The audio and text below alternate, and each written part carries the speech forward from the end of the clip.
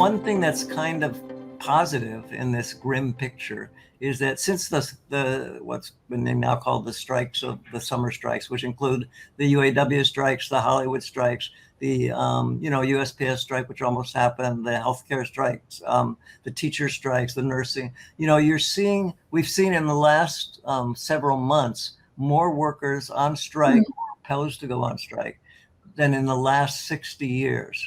And moreover, about 80 to 90% of the population is saying they like these strikes. They would like to be part of a union. And it's not surprising why. We're at a period of, there are 10 people in the United States who have more wealth than about 60% of the American population. 10 people versus about 170 million people. And if the current system stays on its trajectory, that's only going to get worse. It is worse and worse. Right. And the system is, again, hardwired for that.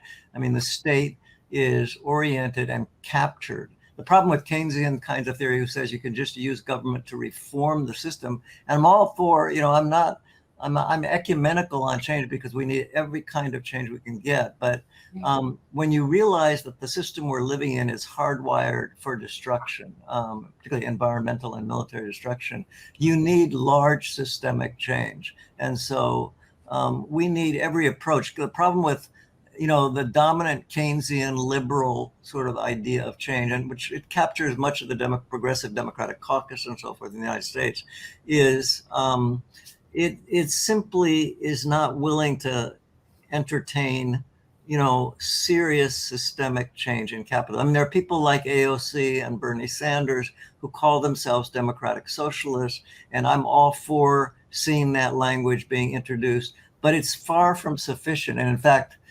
unfortunately, neoliberal, meaning the extreme kind of neoclassical, free market capitalism has taken over much of the financial centers of Europe and of the EU, which is part of the problem of why European economies are having the kind of trouble that they are today. But we just need to be, I think, extremely open to every form. I mean, I think young people, you guys started asking me a little bit about students and what they're like these days. There are real possibilities. I mean, climate change is something that they understand affects their longevity. They know life expectancy in the United States is going down, both because we lack public goods and because climate and nuclear and other military threats is going to shorten their life. And so I believe that from the labor movements and the young people movements, the abortion and women's rights issues are very mobilizing. I think this labor movement can get traction because about 80 to 90% of the population in polls over the last 10 years say they hate large concentrations of money because they see corporations getting bailed out. And, the largest form of welfare, we have a very hard, this is something not well understood about capitalism. Capitalism is a dual system. It's basically a system of socialism for the rich and capitalism for everybody else. The largest form of corporate welfare in the United States is corporate welfare. It's tax breaks, depreciation allowance, giving away public land to timber companies and mining companies, places where you can drill. Not to mention the money spent on wars to open up friendly countries for resources and cheap labor, not to mention the environmental kind of full-throated support getting. So we have a massive corporate welfare system.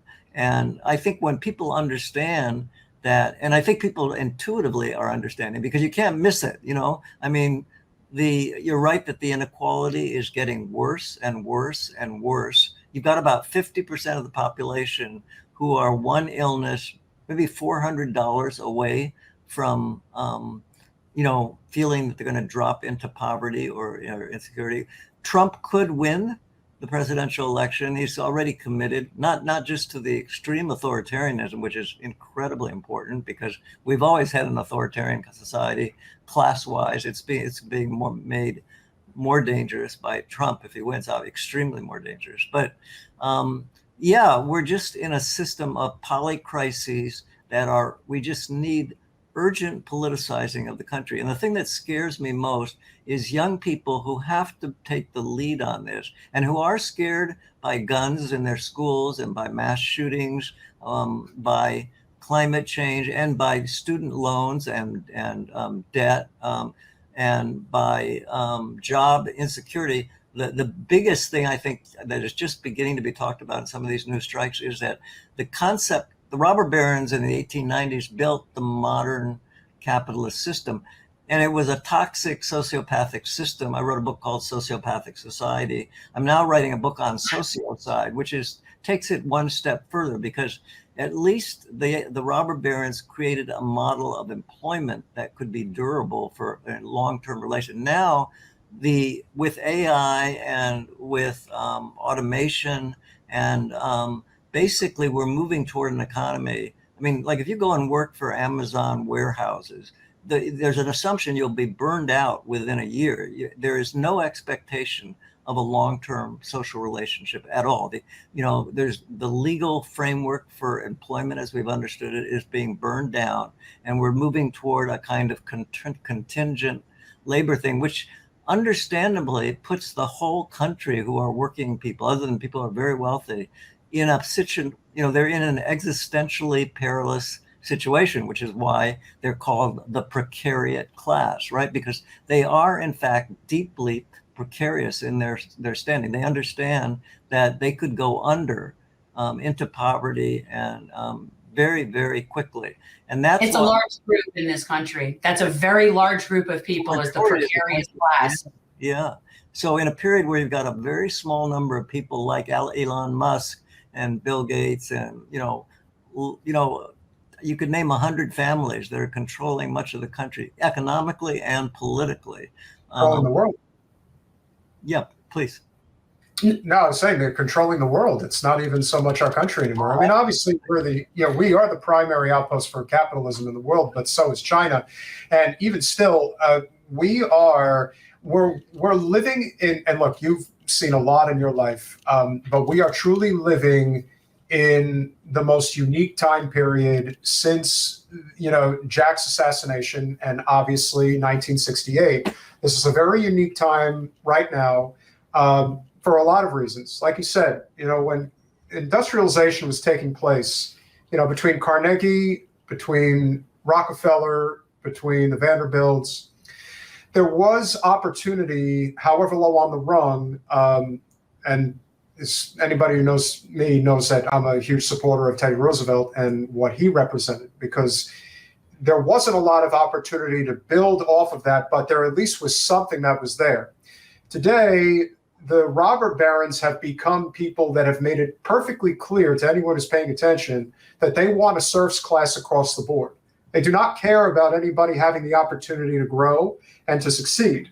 And I'll leave you with this thought, because obviously being a Bostonian and being, in Massachusetts, everybody's obviously fully aware of what RFK Jr. is doing. And whether anybody agrees with his presidential run or is supporting him outright, the one thing that he has said that I do applaud, and he's the only one who's been saying it, is that you take the biggest mega corporations in the country right now when it comes to real estate, State Street, Vanguard, and Blackstone. And what they are doing is basically figuring out a way to own over 50%, in some instances, 60% of the, not multifamily properties, but single-family homes in this country. Right. When people realize, people that are your students, that may come from affluence, maybe they come from Hyannisport, maybe they come from Western Mass in a working class upbringing, and they made it to, what is considered one of the more affluent private colleges in this country. They may be very aware that their circumstance, even from that perspective, is dire. Because your ability to build generational wealth is literally going by the wayside. It used to be that people of certain economic and racial cultural classes were able to do it. Now you're finding that the concentration of wealth is becoming so controlled by a microcosm of society that has no intention of letting this go. You know, and you're seeing it now. You're seeing even something as simple as what's happening in Israel. And Mr. Wexler, who, as you know, is the biggest financial benefactor to Harvard, who says, well, if you don't do what I say, I'm just going to pull my money out. Right. Well, when the wealth gets concentrated into such few hands, that's called fascism. This is how you get there. Yeah. This is how you get to the point. And let me assure you, ladies and gentlemen, Professor Derber is not rolling in the cash at Boston College. No, he's not getting like there's that high tuition isn't going right to you, right? Oh, it's not going toward me. It's going to the football players, and it's going to a looming administration. It's amazing. You can talk to this right now. Becoming, but I just want to say you're absolutely right. I agree with what you're saying. In fact, much of my recent writing has been about how capitalism has emerged from the early robber barons to the current. I've written a few books about the second Gilded Age, which we're sort of, in now. I agree also, we could do a whole session on housing and, essentially private equity and the kinds of centers of finance that are concentrating capital. Blackstone is like a multi-trillion-dollar company at this point. And I'm in commercial real estate. I know it all too well. Okay, the real estate is really, because money, enormous hoards in Boston, for example, you probably know this, the large, high rises on the water now are all shelters for hidden wealth. There's a whole, I recommend you guys talk to a friend of mine named Chuck Collins. I don't know if you've come across his book. It's called The Wealth Hoarders. Oh, wow. That looks like something that's something I would read.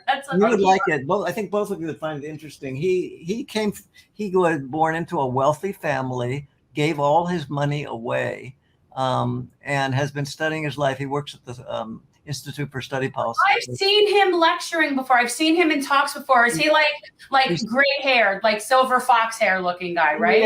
Yeah. He's just a terrific guy. No, who you're talking about.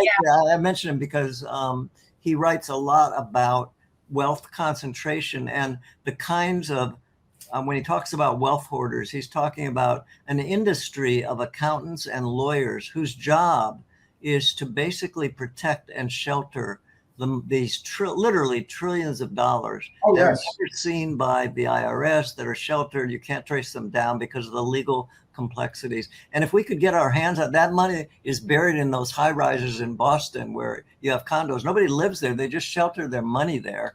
And this is the housing issue, which was also, of course, the sort of catalyst for the huge crisis of 2008, which is still affecting the current generation. My students understand, they know enough to recognize, they can trace the history of the housing crisis and the bailouts that happened and how that's affected their job prospects and their mobility prospects now. It has a debilitating effect on their view of life. Thanks for watching. If you want to support our mission to transform politics into service, please like this video, subscribe, follow us on social media, and consider joining our Patreon, where you'll get early access to our interviews as well as other exclusive content. Links are in the description. Peace out.